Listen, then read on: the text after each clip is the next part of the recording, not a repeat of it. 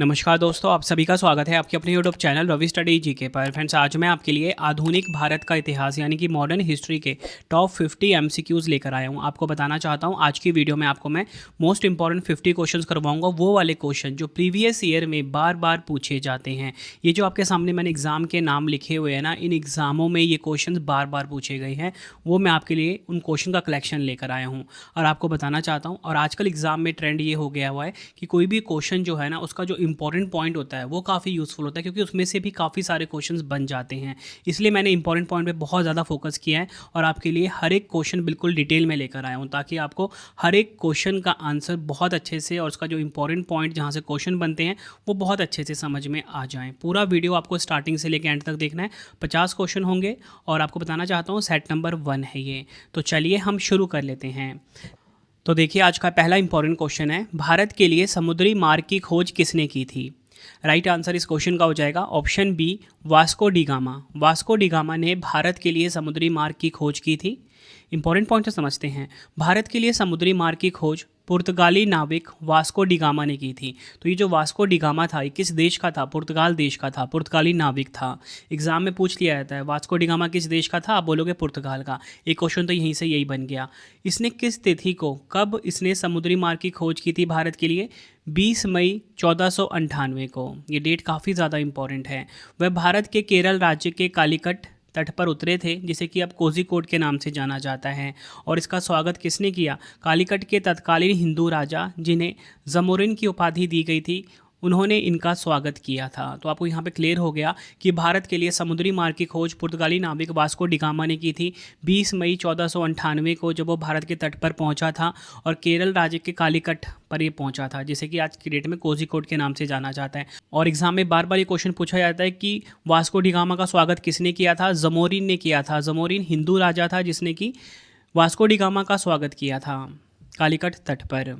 अगला question, east India company की स्थापना किस वर्ष हुई थी?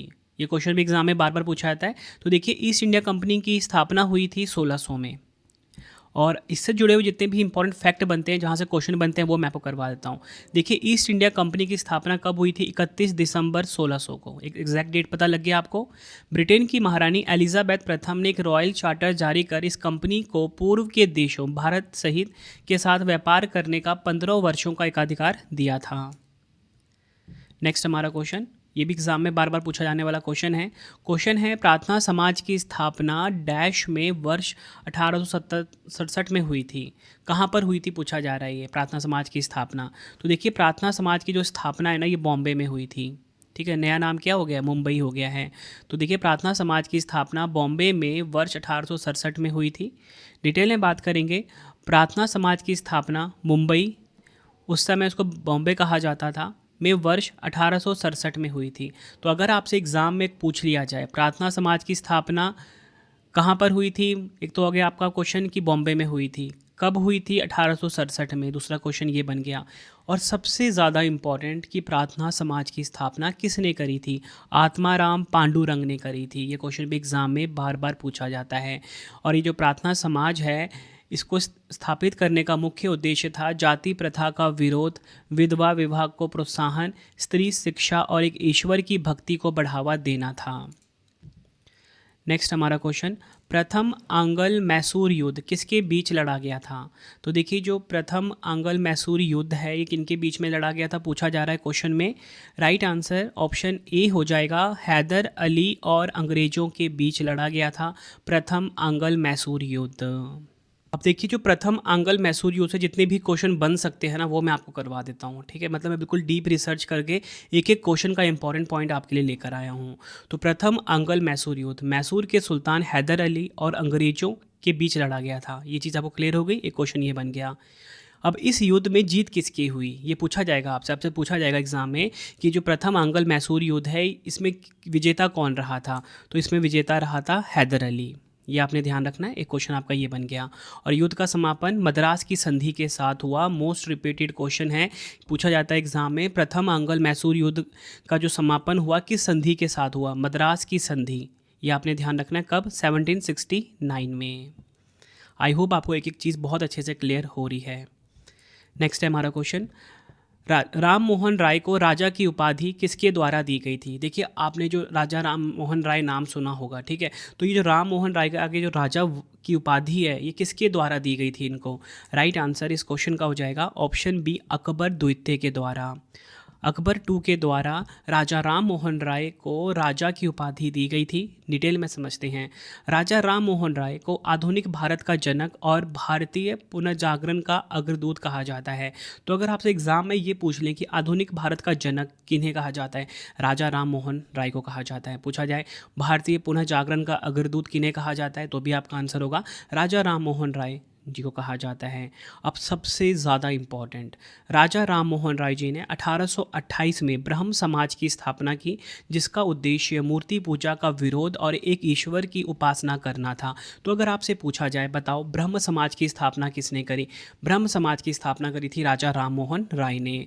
कब करी थी? 1828 में। ठीक है, यहाँ से आपको 2 क्वेश्चन और मिल गए।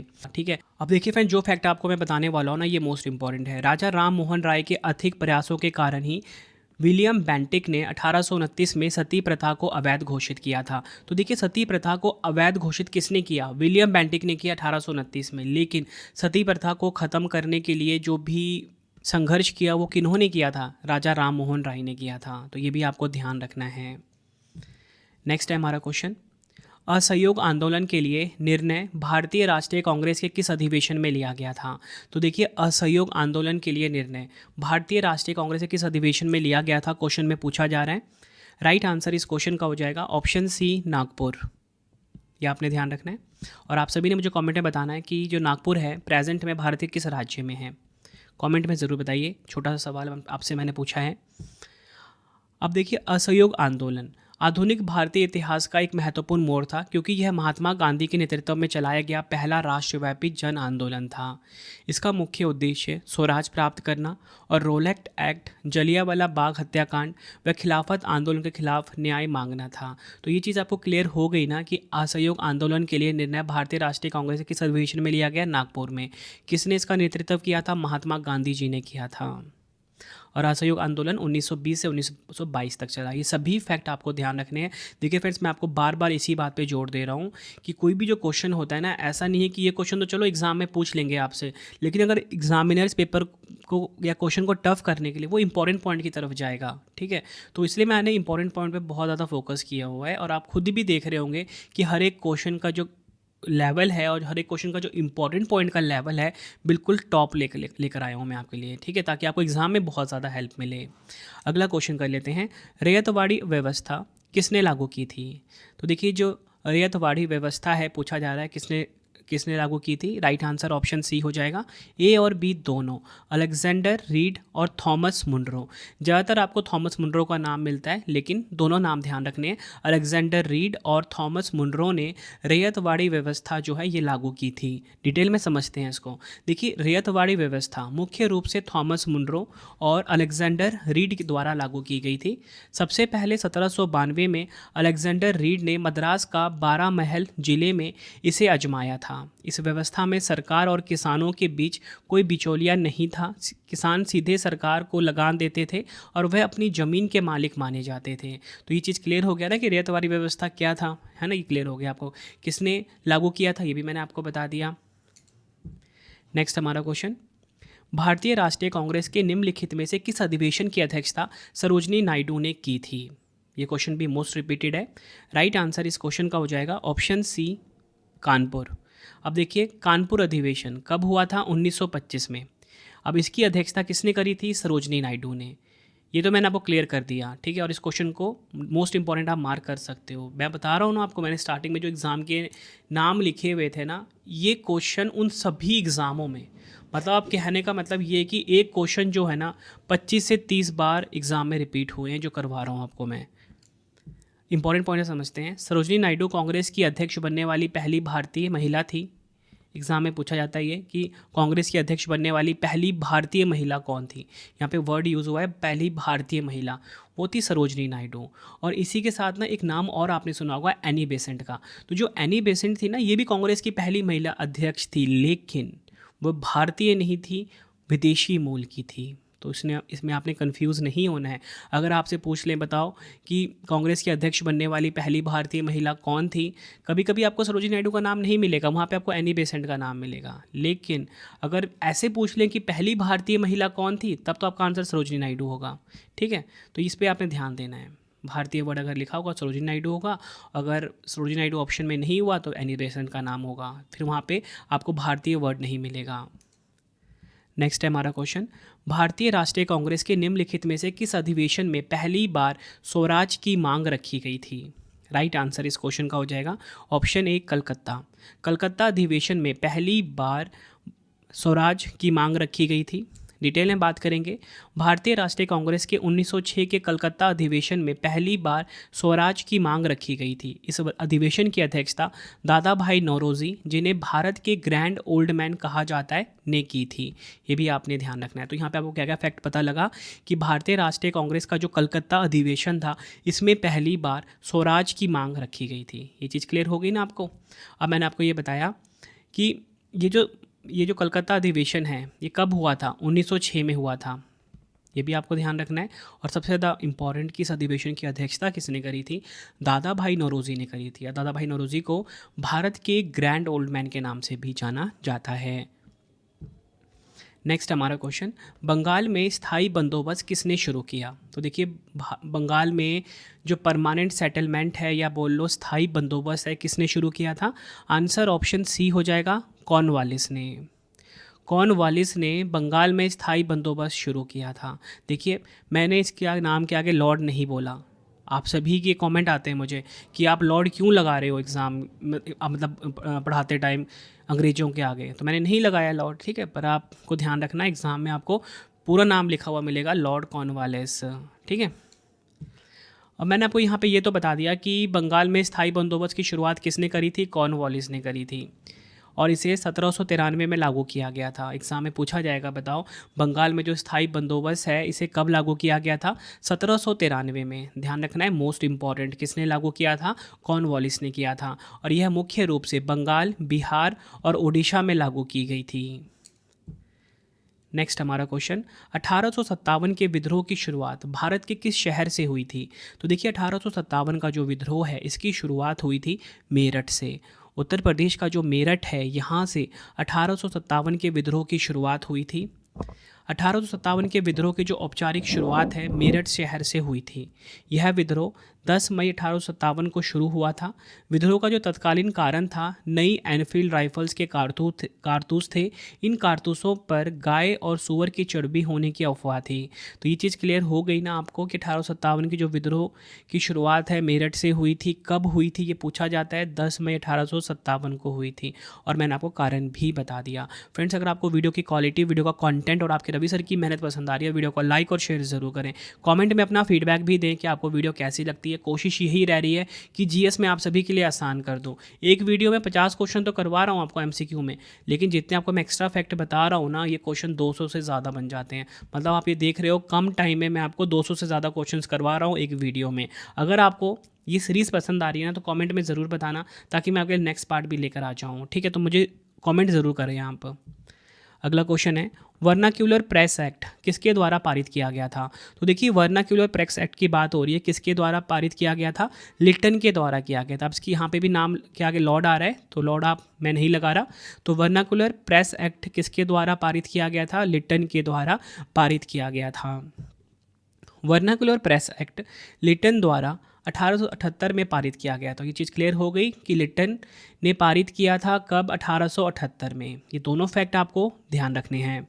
इस कानून का मुख्य उद्देश्य देख लीजिए। इस कानून का मुख्य उद्देश्य भारतीय भाषाओं के समाचार पत्रों पर नियंत्रण रखना और सरकार के खिलाफ छपने वाली सामग्री को रोकना था। इसे मुंह बंद करने वाला कानून भी कहा जाता है। चीज़ क्लियर हो गई ना कि जो वर्नाक्यूलर प्रेस एक्ट क्या था? बेसिकली ये बेनिफिट था अंग्रेजों के लिए ही। नेक्स्ट है हमारा क्वेश्चन, 1875 में लिखी गई सत्यार्थ प्रकाश के लेखक कौन थे? तो देखिए, सत्यार्थ प्रकाश पुस्तक जो है इसके लेखक का नाम पूछा जा रहा है। ये क्वेश्चन भी एग्जाम में कई बार पूछा गया है। राइट आंसर इस क्वेश्चन का हो जाएगा ऑप्शन ए, स्वामी दयानंद सरस्वती सत्यार्थ प्रकाश पुस्तक के लेखक थे। अगला क्वेश्चन है, 1921 के मोपला विद्रोह के नेता निम्नलिखित में से कौन थे? तो देखिए, 1921 का जो मोपला विद्रोह हुआ था, ठीक है, तो इसका नेता कौन था पूछा जा रहा है। राइट आंसर हो जाएगा ऑप्शन सी, ए और बी दोनों। कौन? अली अली मुस्लियर और वरियान कुन्नाथ कुंजामेद हाजी, ये दो जो थे ये मोपला विद्रोह के नेता थे, ध्यान रखना आपने। 1921 का जो मोपला विद्रोह है, जिसे कि मालाबार विद्रोह के नाम से भी जाना जाता है, मोपला विद्रोह को मालाबार विद्रोह के नाम से भी जाना जाता है, कि सबसे प्रमुख नेता वरियान कुन्नाथ कुंजा अहमद हाजी और अली मुस्लियार थे। यह विद्रोह केरल के मालाबार क्षेत्र में ब्रिटिश शासन और स्थानीय जमींदारों के खिलाफ शुरू हुआ था।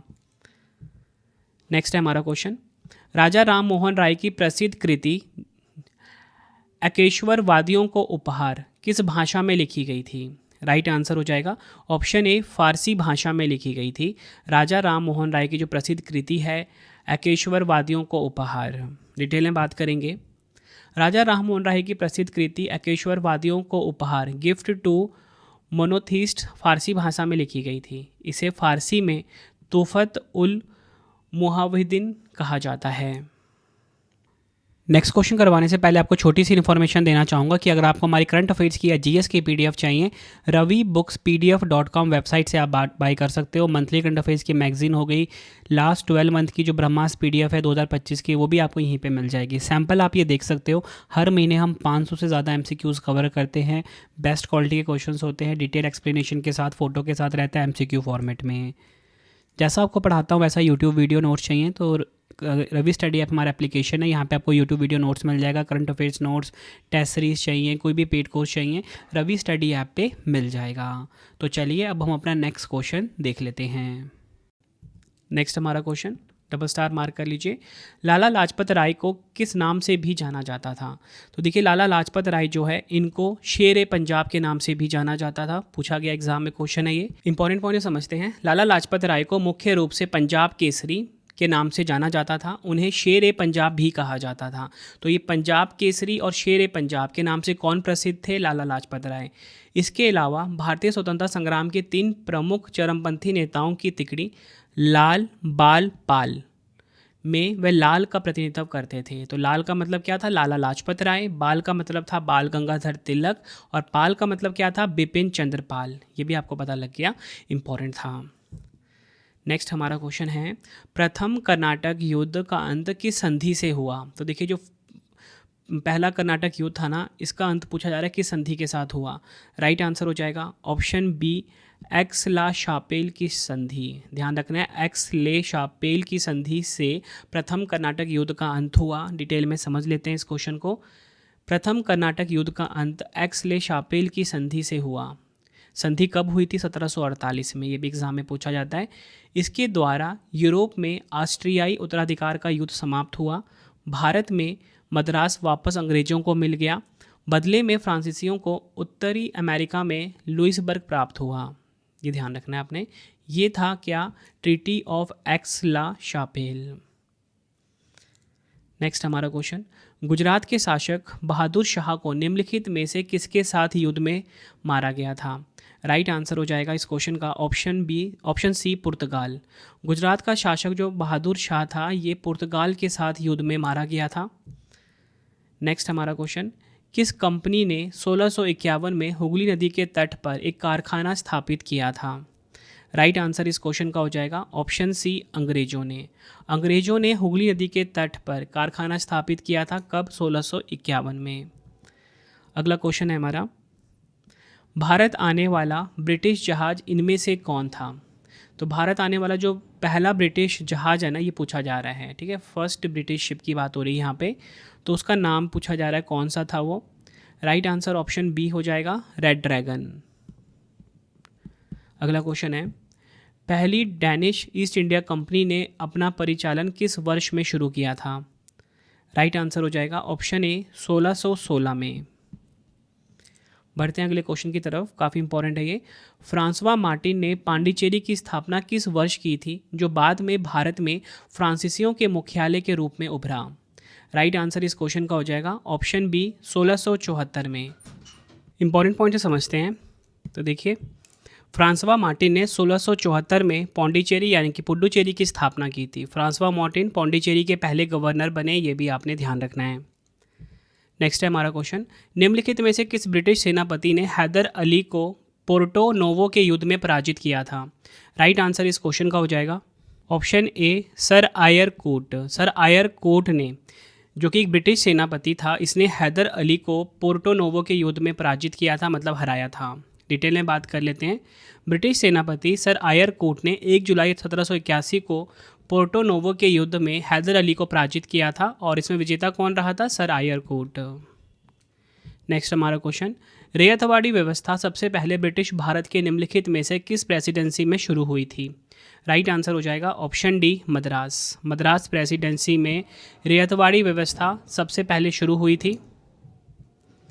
अगला क्वेश्चन, स्थायी बंदोबस्त की नीति भारत में कब लागू की गई थी? राइट आंसर इस क्वेश्चन का हो जाएगा ऑप्शन बी 1793 में। 1793 में स्थायी बंदोबस्त की नीति भारत में लागू की गई थी। डिटेल में बात करेंगे। स्थायी बंदोबस्त की नीति भारत में 1793 में लागू की गई थी। इसे गवर्नर जनरल कॉर्नवालिस ने लागू किया था। यह मुख्य रूप से बंगाल, बिहार और उड़ीसा में लागू की गई थी। बाद में इसे वाराणसी और उत्तरी भारत में भी फैलाया गया। नेक्स्ट क्वेश्चन है, सत्यशोधक समाज एक सामाजिक सुधार समाज था जिसकी स्थापना 24 सितंबर 1873 को महाराष्ट्र के पुणे में किसके द्वारा की गई थी? राइट आंसर इस क्वेश्चन का हो जाएगा ऑप्शन सी ज्योतिराव फुल्ले। ध्यान रखना है, सत्यशोधक समाज की स्थापना किसने करी थी? ज्योतिराव फुल्ले ने। डिटेल में बात करेंगे। सबसे पहले आपको बता दूं कि मैंने क्वेश्चन में क्लियर कर दिया कि सत्यशोधक समाज की स्थापना ज्योतिराव फुल्ले ने करी थी। कब करी थी? 1873 में, 24 सितंबर 1873 में, पुणे महाराष्ट्र में। उद्देश्य क्या था? शोषित वर्गों, दलितों और महिलाओं को शिक्षा प्रदान करना और उन्हें सामाजिक उत्पीड़न से मुक्त कराना।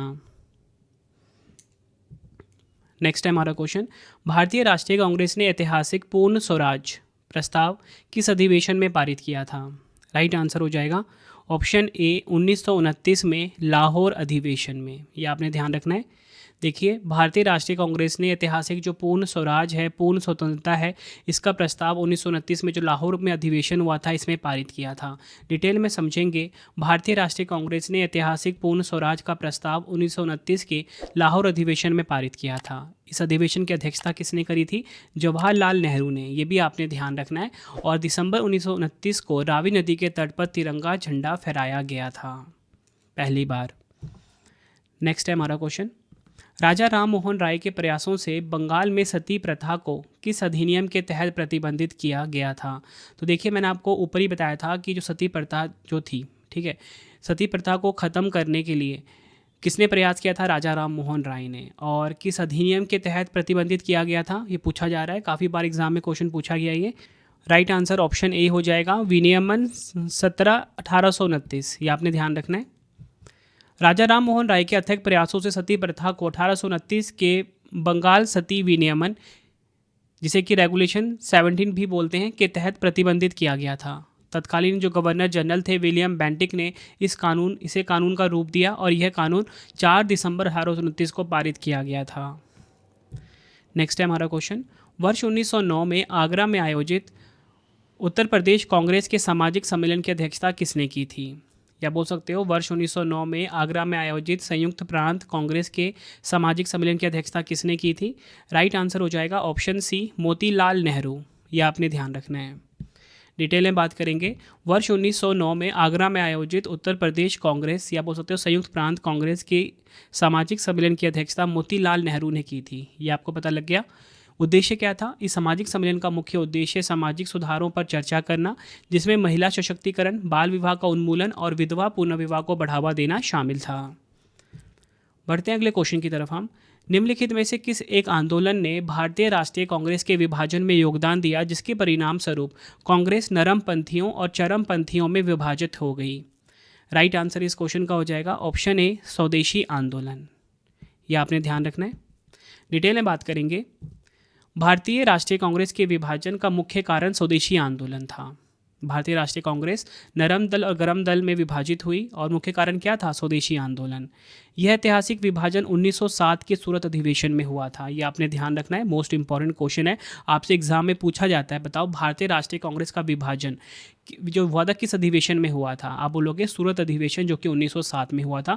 डबल स्टार मार्क कर लीजिए। मैं आपको अभी भी इसलिए बता रहा हूँ फ्रेंड, देखिए ये तो क्वेश्चन तो इंपॉर्टेंट है ही, जो मैंने आपको एमसीक्यू में करवा दिया, लेकिन जो एक्स्ट्रा फैक्ट से क्वेश्चन बनते हैं ना, जब जो एग्जामिनर डीप रिसर्च करके क्वेश्चन बनाता है, वो इसलिए मैंने इंपॉर्टेंट पॉइंट फोकस किया हुआ है।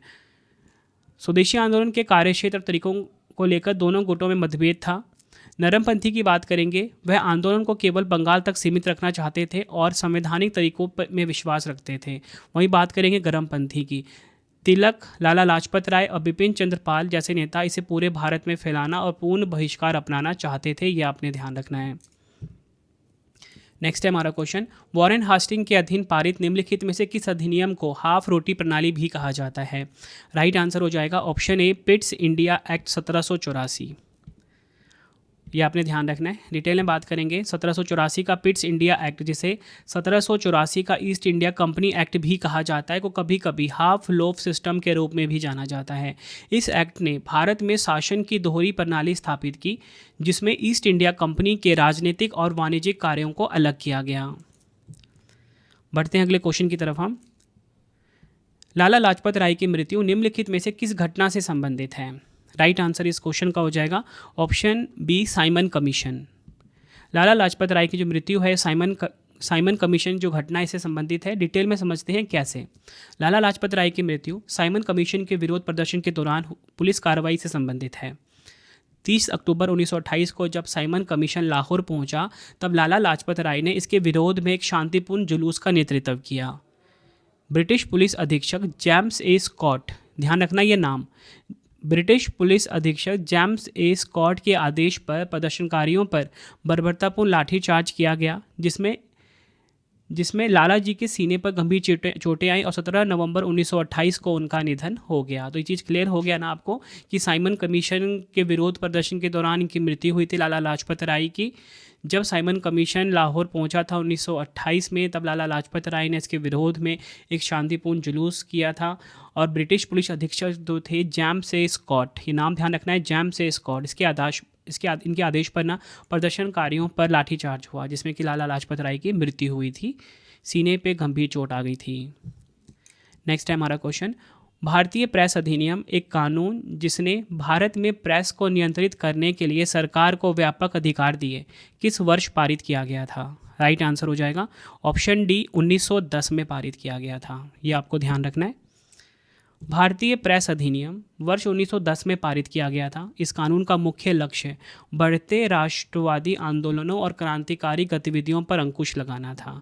इसे तत्कालीन गृह सदस्य रिडले ने पेश किया था और वॉइसरॉय मिंटो द्वितीय कार्यकाल में लागू किया गया था। तो ये चीज़ आपको क्लियर हो गई कि जो भारतीय प्रेस अधिनियम है, जो कि एक कानून था जिसने भारत में प्रेस को नियंत्रित करने के लिए सरकार को व्यापक अधिकार दिए, 1910 में पारित किया गया था। ये आपने ध्यान रखना है। और इसे तत्कालीन गृह सदस्य लॉर्ड रिडले ने पेश किया था। ठीक है, किसने? रिडले ने पेश किया था। और जो वॉइसरॉय था मिंटो द्वितीय, इसके कार्यकाल में लागू किया गया था। ये लाइन आपके लिए काफ़ी इंपॉर्टेंट हो जाती है। नेक्स्ट है हमारा क्वेश्चन, निम्नलिखित में से किस संधि के तहत प्रथम आंग्ल मैसूर युद्ध समाप्त हुआ? तो देखिए, प्रथम आंग्ल मैसूर युद्ध जो है वो किस संधि से समाप्त हुआ? मद्रास की संधि से। ऑप्शन ए हमारा बिल्कुल सही हो जाता है। डिटेल में समझते हैं इस क्वेश्चन को और कुछ और एक्स्ट्रा फैक्ट और क्वेश्चन जानने की कोशिश करते हैं। प्रथम आंग्ल मैसूर युद्ध मद्रास की संधि के साथ समाप्त हुआ। प्रथम आंग्ल मैसूर युद्ध जो है 1767 से 1769 तक चला था। ठीक है, हस्ताक्षर की तिथि क्या थी? 4 अप्रैल 1769 को। ये आपने ध्यान रखना है। यह संधि मैसूर के शासक हैदर अली और ब्रिटिश ईस्ट इंडिया कंपनी के बीच हुई थी। तो क्लियर हो गया आपको कि जो प्रथम आंग्ल मैसूर युद्ध है मद्रास की संधि से समाप्त हुआ। और इस संधि पर किनके बीच हस्ताक्षर हुए थे? मैसूर का शासक हैदर अली और ब्रिटिश ईस्ट इंडिया कंपनी के बीच। और युद्ध का परिणाम क्या हुआ? इस युद्ध में हैदर अली की जीत हुई थी और उन्होंने अंग्रेजों को अपनी शर्तों पर संधि करने के लिए मजबूर किया था। नेक्स्ट है हमारा क्वेश्चन, किसने 1780 में द बंगाल गजट नाम से भारत में पहला समाचार पत्र प्रकाशित किया? राइट आंसर हो जाएगा option C, James Augustus Hicky. James Augustus Hicky ने द बंगाल गजट नाम से भारत में पहला समाचार पत्र प्रकाशित किया। भारत में पहला समाचार पत्र द बंगाल गजट वर्ष 1780 में जेम्स ऑगस्टस हिक्की ने प्रकाशित किया था। यह एक अंग्रेजी साप्ताहिक समाचार पत्र था। इसका प्रकाशन कलकत्ता से होता था, ये भी आपने ध्यान रखना है। नेक्स्ट है हमारा क्वेश्चन, लाला लाजपत राय ने साइमन कमीशन का विरोध किया था। किस अंग्रेज अधिकारी ने विरोध को नियंत्रित करने के लिए उन पर लाठीचार्ज का आदेश दिया था? ये क्वेश्चन मैं आपको ऊपर इंपॉर्टेंट पॉइंट में समझा चुका हूँ इसका आंसर, ठीक है। तो आप देख रहे हो कि इंपॉर्टेंट पॉइंट से ही क्वेश्चन फ्रेम हुआ एग्जाम में, तो अब उसका आंसर पता होगा क्या है। तो इसका जो आंसर है ना वो है option A, lieutenant Scott. Lieutenant इनकी रैंक है, ठीक है, नाम क्या है, स्कॉट। अगला क्वेश्चन है, ब्रिटिश शासन द्वारा भारत में औपचारिक रूप से अंग्रेजी शिक्षा कब शुरू की गई थी? राइट आंसर हो जाएगा ऑप्शन डी, 1835 में। ब्रिटिश शासन द्वारा भारत में औपचारिक रूप से जो अंग्रेजी शिक्षा है ये शुरू हुई थी 1835 में। ब्रिटिश शासन द्वारा भारत में औपचारिक रूप से अंग्रेजी शिक्षा की शुरुआत 1835 में की गई थी। यह ऐतिहासिक बदलाव विलियम बेंटिक के कार्यकाल के दौरान अंग्रेजी शिक्षा अधिनियम 1835 के माध्यम से प्रभावी हुआ। तो मैंने क्लियर कर दिया आपको यहाँ पे कि ब्रिटिश शासन द्वारा भारत में जो औपचारिक रूप से अंग्रेजी शिक्षा है ये शुरू हुई थी 1835 में। किसके कार्यकाल के दौरान? विलियम बेंटिक के कार्यकाल के दौरान। ये भी आपने ध्यान रखना है। नेक्स्ट है हमारा क्वेश्चन, कलकत्ता में हेस्टिंग्स के कार्यकाल के दौरान निम्नलिखित में से किस कॉलेज की स्थापना की गई थी? तो देखिए कलकत्ता में जो हेस्टिंग था इसके दौरान जो कॉलेज की स्थापना हुई थी वो पूछा जा रहा है, क्या नाम है उसका? राइट आंसर ऑप्शन सी हो जाएगा, हिंदू कॉलेज। डिटेल में बात करेंगे। ब्रिटिश शासन द्वारा भारत में औपचारिक रूप से अंग्रेजी शिक्षा 1835 में शुरू की गई थी। अंग्रेजी शिक्षा अधिनियम 1835 के रूप में जाना जाता है जिसे, ये आपने ध्यान रखना है। यह निर्णय मेकाले के प्रसिद्ध मेकाले मिनट पर आधारित था। उस समय भारत के गवर्नर जनरल थे विलियम बेंटिक, ये भी आपने ध्यान रखना है। तो यहाँ से आपको 3 से 4 क्वेश्चन क्लियर हो गए।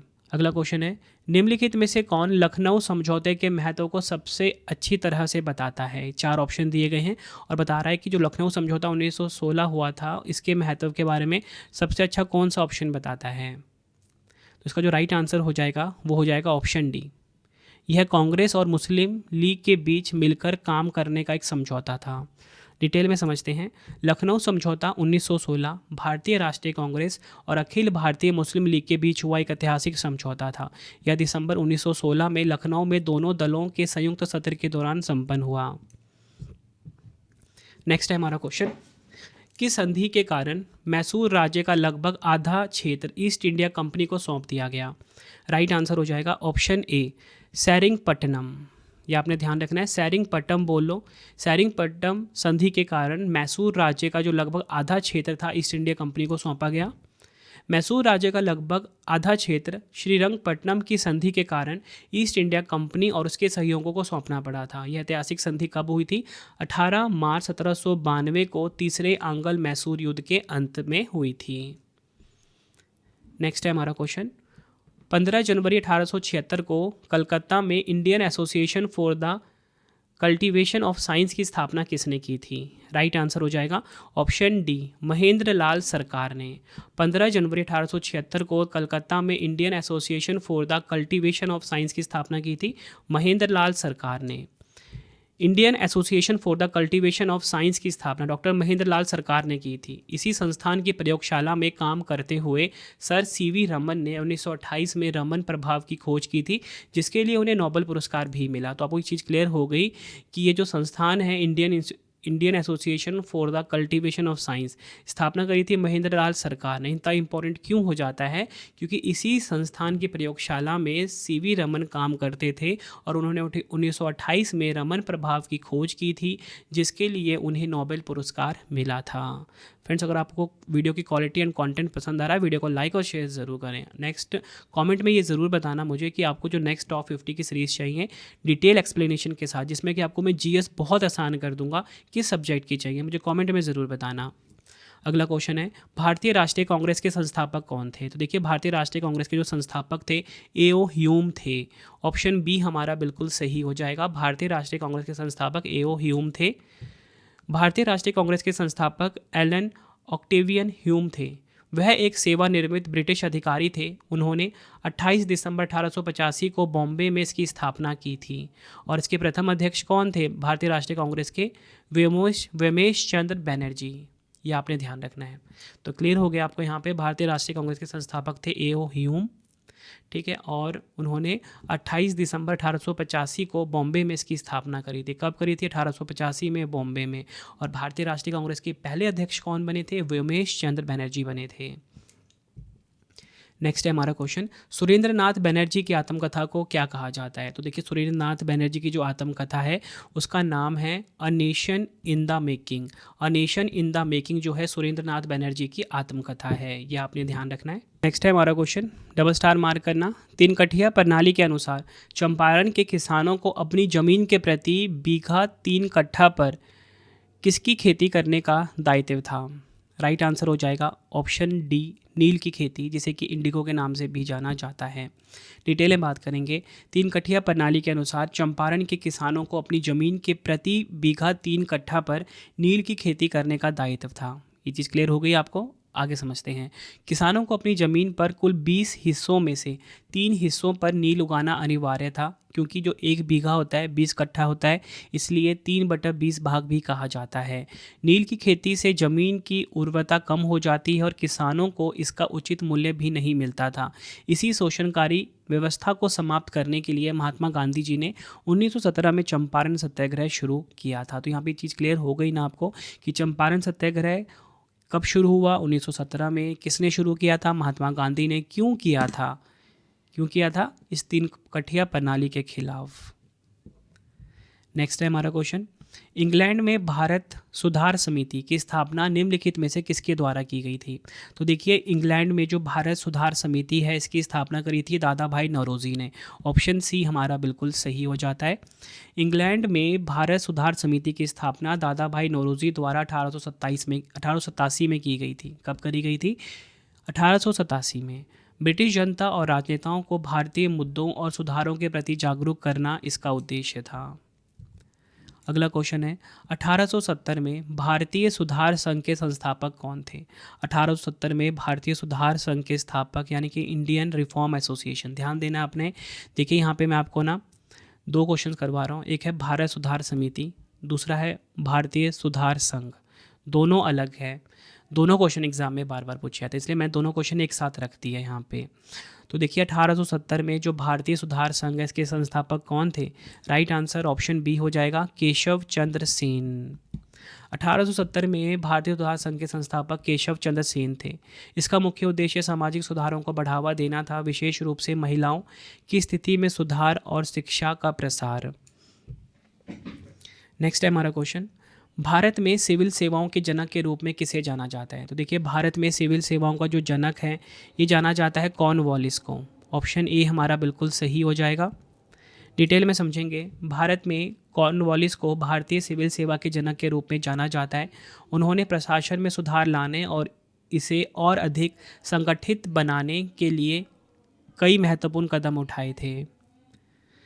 नेक्स्ट है हमारा क्वेश्चन, 1793 में चार्ल्स कॉर्नवालिस ने स्थायी बंदोबस्त कहाँ लागू किया? राइट आंसर इस क्वेश्चन का हो जाएगा ऑप्शन बी, बंगाल में। बढ़ते हैं अगले क्वेश्चन की तरफ हम। डच ईस्ट इंडिया कंपनी ने भारत में अपना पहला कारखाना कहाँ स्थापित किया? राइट आंसर हो जाएगा ऑप्शन बी, पेटापुल्ली। ध्यान देना है, 2 जगह है, एक तो पेटापुल्ली है, या आपको ऑप्शन में क्या मिलेगा? मसूलीपट्टनम। ठीक है, तो देखिए, डच ईस्ट इंडिया कंपनी ने भारत में अपना पहला कारखाना पेटापुल्ली और मसूलीपट्टनम दोनों स्थानों पर अपने कारखाने स्थापित किए थे। तो कभी कभी एग्ज़ाम में मसूलीपट्टनम मिल जाता है, कभी कभी पेटापुल्ली मिल जाता है। दोनों नाम आपने ध्यान रखने हैं। और 1605 में इन्होंने स्थापित किया था। नेक्स्ट क्वेश्चन है, निम्नलिखित में से कौन ब्रिटिश भारत में भारतीय सिविल सेवा में भर्ती होने वाले पहले भारतीय थे? राइट आंसर हो जाएगा ऑप्शन ए, सत्येंद्र नाथ टैगोर। सत्येंद्र नाथ टैगोर जो हैं ये ब्रिटिश भारत में भारतीय सिविल सेवा में भर्ती होने वाले पहले भारतीय थे। ब्रिटिश भारत में भारतीय सिविल सेवा में भर्ती होने वाले पहले भारतीय सत्येंद्र नाथ टैगोर थे। सत्येंद्र नाथ टैगोर ने 1863 में इस प्रतिष्ठित सेवा के लिए चुने गए थे। तो फ्रेंड्स, ये आपको मैंने मोस्ट इंपॉर्टेंट क्वेश्चंस करवा दिया 50 आधुनिक भारत का इतिहास यानी कि मॉडर्न हिस्ट्री के बिल्कुल डिटेल एक्सप्लेनेशन के साथ। 50 क्वेश्चन तो नंबर में थे, लेकिन एक्स्ट्रा फैक्ट के साथ आपने ये जाना यहाँ क्वेश्चन लगभग 200 के आसपास थे। कम टाइम में कोशिश थी कि सब कुछ पढ़ा दूँ आपको, बिल्कुल सिंपल लैंग्वेज यूज़ करा हुआ था मैंने, ताकि आपको हर एक क्वेश्चन बहुत अच्छे से समझ में आ जाए। आपको वीडियो की क्वालिटी एंड कंटेंट कैसा लगा मुझे कमेंट में ज़रूर बताइए। किस किस सब्जेक्ट की आपको डिमांड है टॉप 50 सीरीज़ की, ये भी मुझे आप कमेंट में बताइए, ताकि मैं आपके लिए वीडियोस लेकर आ जाऊँ। ठीक है, जिस तरीके से आपको करंट अफेयर्स का कंटेंट देता हूँ ना बेस्ट क्वालिटी का, जहाँ से क्वेश्चन एग्जाम में डायरेक्टली पूछे जाते हैं, वैसे ही आपको जीएस में भी ऐसा ही होने वाला है। बहुत ही आसान कर दूंगा, बिल्कुल सिस्टमेटिक वे में पढ़ाऊंगा, बस आप कमेंट में अपनी डिमांड बता दीजिए। ठीक है, 3 क्वेश्चन का आंसर दीजिए कमेंट में। पहला क्वेश्चन, भारत के लिए समुद्री मार्ग की खोज किसने की? 4 ऑप्शन है। नेक्स्ट है, असहयोग आंदोलन के लिए निर्णय भारतीय राष्ट्रीय कांग्रेस के किस अधिवेशन में लिया गया था? 4 ऑप्शन है। नेक्स्ट क्वेश्चन, 1857 के विद्रोह की शुरुआत भारत के शहर से हुई थी? तीनों क्वेश्चन का आंसर आपने मुझे कमेंट बॉक्स में देना है। अपना फीडबैक भी ज़रूर देना है कि वीडियो कैसी लगी आपको। तो फ्रेंड्स, इसी प्रकार से हमारी ये वीडियो ये कंप्लीट हो जाती है। अब आपको मैं इंपॉर्टेंट इन्फॉर्मेशन ये दे देता हूँ कि अगर आपको डेली करंट अफेयर्स पढ़ना है तो current affairs by Ravi channel पे ज़रूर विजिट करिए। हर दिन बेस्ट क्वालिटी के क्वेश्चंस पढ़ाए जाते हैं करंट अफेयर्स बाय रवि पे। एक बार आप क्लास ज़रूर लीजिए। उसके बाद आपको बताना चाहता हूँ, हमारी प्रिंटेड फॉर्मेट में बुक्स अवेलेबल हैं। आप सभी की डिमांड आती थी रवि सर हमारी बुक्स प्रिंटेड फॉर्मेट में चाहिए, तो रवि अदिति publication.com से आप बाय कर सकते हो। गूगल पे आपको इस वेबसाइट को सर्च करना है। 25,000 GK/GS की बुक, कोई भी किताब आपको चाहिए प्रिंटेड फॉर्मेट में होम एड्रेस पे डिलीवर करवा के आपको इस वेबसाइट से बाय करना है, रवि अदिति publication.com। अगर आपको PDF चाहिए किसी भी सब्जेक्ट का, करंट अफेयर्स का या जीएस का, तो आपको रवि बुक्स PDF.com से मिल जाएगा, जहाँ पे आपकी हमारी करंट अफेयर्स की PDF हो गई, मंथली करंट अफेयर्स की जो मैगजीन आती है करंट अफेयर्स की, वो पॉलिटी, हिस्ट्री, ज्योग्राफी सभी के जो पार्ट वाइज बुकलेट होती है वो आपको मिल जाएगा। ठीक है, प्रीवियस ईयर क्वेश्चंस का रवि बुक्स PDF.com पे। सैम्पल आप ये देख सकते हो, मंथली करंट अफेयर्स की हमारी मैगजीन आती है जो कि 500 से ज़्यादा MCQs हम हर महीने कवर करते हैं बेस्ट क्वालिटी के, तो वो भी आपको कहाँ पे मिलेगा? रवि बुक्स PDF.com पे। हमारा एप्लीकेशन है रवि स्टडी ऐप, इसे आप इंस्टॉल कर लीजिए। फ्री टेस्ट, फ्री PDF, कोई भी अगर आपको पेड वीडियो चाहिए, करंट अफेयर्स का पेड वीडियो है, जीएस का यहाँ पे मिलेगा, टेस्ट सीरीज़ मिल जाएगा, नोट्स मिल जाते हैं करंट अफेयर्स के, जीएस के। रवि स्टडी ऐप को आप प्ले स्टोर से इंस्टॉल कर सकते हो अपने फ़ोन में। टेलीग्राम, इंस्टाग्राम पे हमसे जुड़ सकते हो, रवि स्टडी जी के नाम से है। आपको ये वीडियो कैसी लगी है कमेंट में मुझे ज़रूर बताएं। आई होप आपको वीडियो की क्वालिटी, वीडियो का कंटेंट और आपके रवि सर की मेहनत पसंद आई होगी। वीडियो अगर आपको पसंद आई, वीडियो को लाइक और शेयर ज़रूर करें। मिलते हैं फ्रेंड्स आप सभी से अब हम नेक्स्ट वीडियो में। Thank you and wish you all the best.